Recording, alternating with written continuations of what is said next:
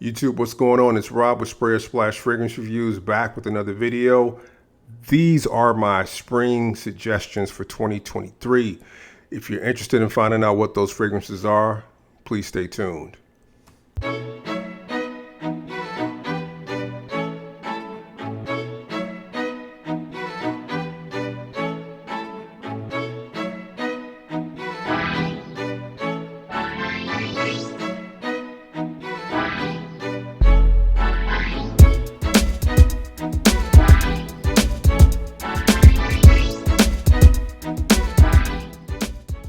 First up, spring 2023 is one of my all-time favorites for spring. That is Guernes by Guer.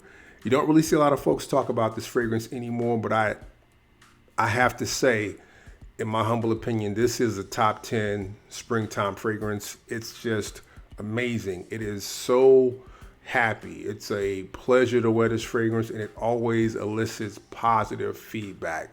It is simply like fruits, floral, and woods. It's not too floral. It's not too fruity. It's not any of those things that would make a lot of guys feel uncomfortable. It is truly a classy, easy wearing fragrance that you can wear in a multitude of settings. I highly recommend this one. This is Guernes by Guer. One I've spoken about over the last few spring seasons. It is from the house of Maya Njai. This is Les Fleurs. This is a floral musk with ambroxan. That's kind of what it feels like. It feels like it's an extension of your skin. It's a beautiful fragrance. It's seductive and it's very alluring, and one that actually just works with your natural body chemistry and it draws people in. One that is great for the warm weather. You need to really check this one out. Maya Njai Les Fleurs. From the house of El Orchestre Parfums, this is Cure Cora. So this is a newer acquisition for me, and it melds suede with mango. Believe it or not, it's a really good combination. The mango never gets too fruity, not too tropical, never too much. It's always understated and wafts perfectly with that suede accord. It's a nice marriage that works great for springtime. It's understated, it's classy, but sexy at the same time. And you can find this one in the like 150 to 160 price range. I actually picked this one up, Neiman Marcus online. Again, Cure Cora from El Orchestre Parfums. Another fragrance that has suede from the house of Vertus. This is Bois et Cure. This fragrance opens up with a bright grapefruit that's got like a little bit of like a green lily just under the surface, and it's got some like light suede in the base, but the fragrance honestly is all about the lavender.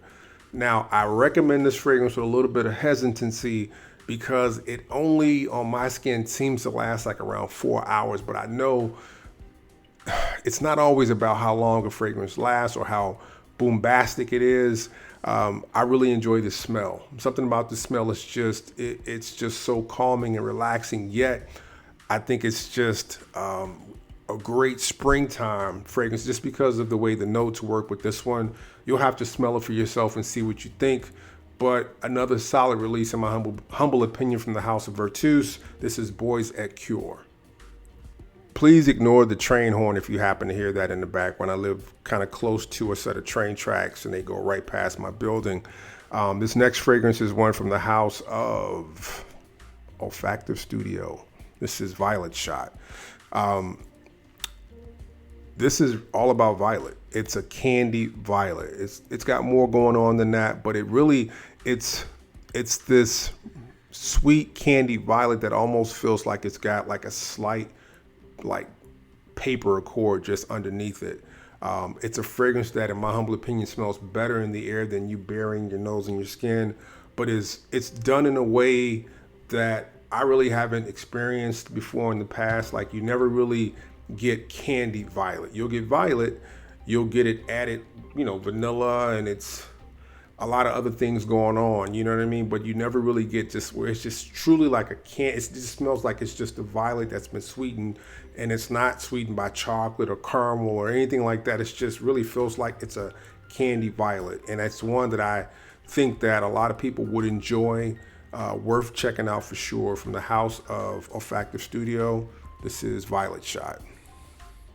Next up is one from the House of Gallagher Fragrances. This is Perfecto.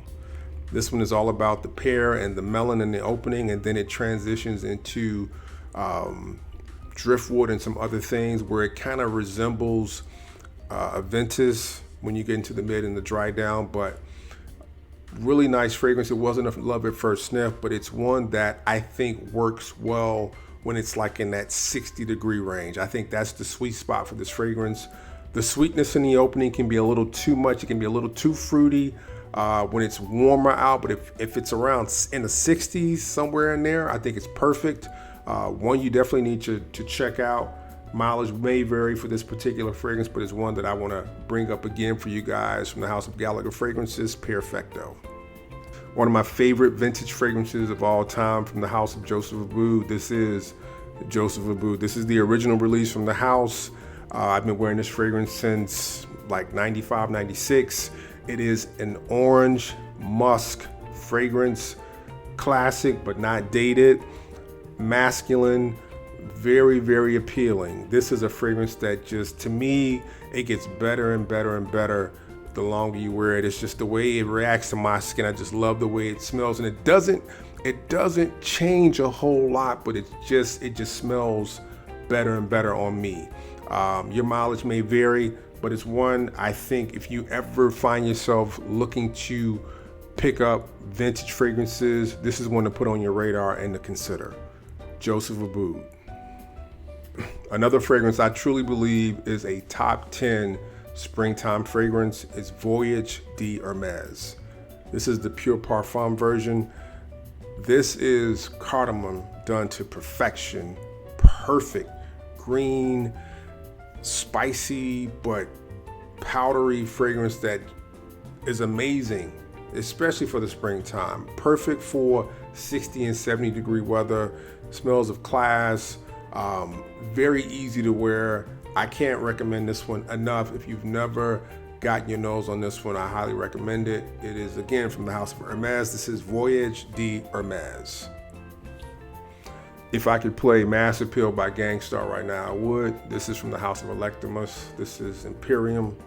This is a cross between Ani by Nishane and Aventus by Creed. Simple as that. It's so easy to wear. It's a dumb reach type fragrance. I can feel confident putting this fragrance on, knowing that everyone around me is going to enjoy it. So, take that with a grain of salt. You can get this one now for like around $120 at discounters. I think it's worth the money. Imperium Electimus. One of the best recent pickups for me. This is a fragrance called Stag from the house The Maker. All right, it is sexiness in a bottle. This is pretty much a creamy, woody, slightly smoky fragrance. It doesn't smell exactly like anything I have in my collection. When I say a fragrance is a killer, if you trust my taste, this fragrance is a killer. I highly recommend this fragrance. Gotta check it out. This is for a nighttime out, springtime.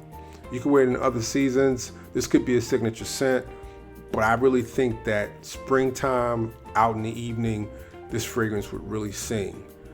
Do yourself a favor and check this one out. This is Stag from The Maker. Big up to the House of Zaharoff and the Zed creators. This is Second Soul.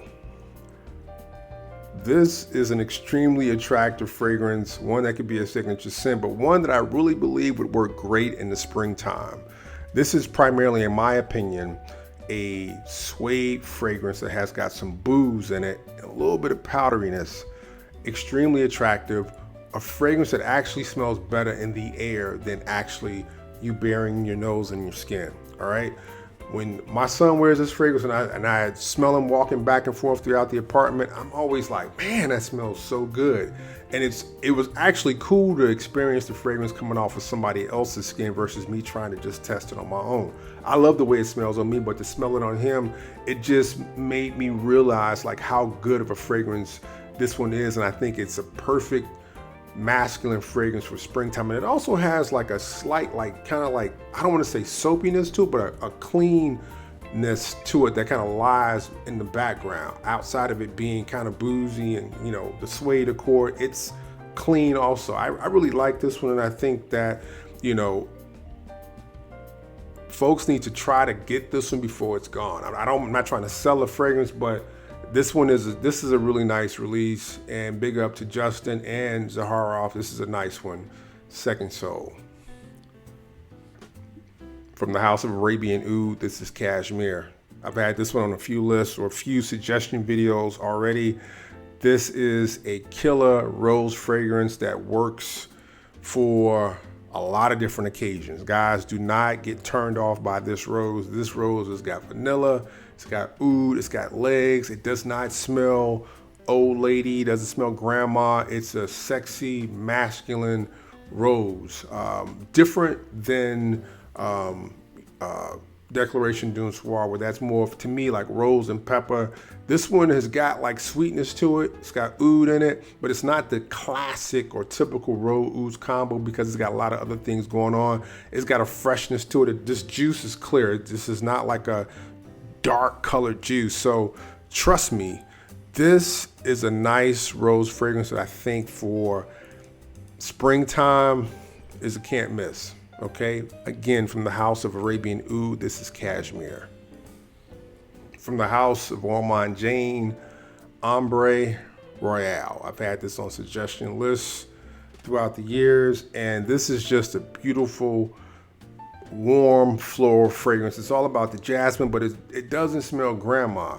This, because it's like a ombre, but like amber fragrance, it's got a lightness to it. It's got like this freshness, this greenness, floral. I mean, it's just really well done, and it's different. It's not like most fragrances that are out there.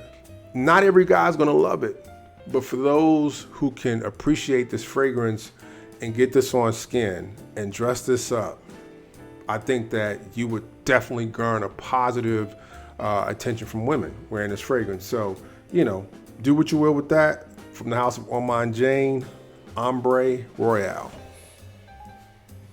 Last but not least, from the House of Maupassant, this is Une Histoire d'Homme Irrésistible. I've had this one on a few suggestion videos, and this fragrance is about fig leaf and sandalwood. It is an extremely sexy fragrance that you don't see too many folks talk about. It is kind of hard to find. You can actually find it at the Maupassant website, mid-price, like 60 to 75 bucks. It's not the same old same when it comes to fig fragrances. It's kind of like this. It's this woody fig that's got a little bit of a powderiness to it. It feels like it's got like cardamom in it, but it doesn't. Really, really nice one that I really feel like should be talked about a whole lot more in Fragcom, but it's not, and it's probably because it's a little more difficult to come across. But I wanted to end my springtime suggestions with this fragrance. I think that this is a killer. Check this one out, guys. I thank you so much for checking out the video, taking the time to check out the channel. I will talk to you guys soon. Stay safe. Peace.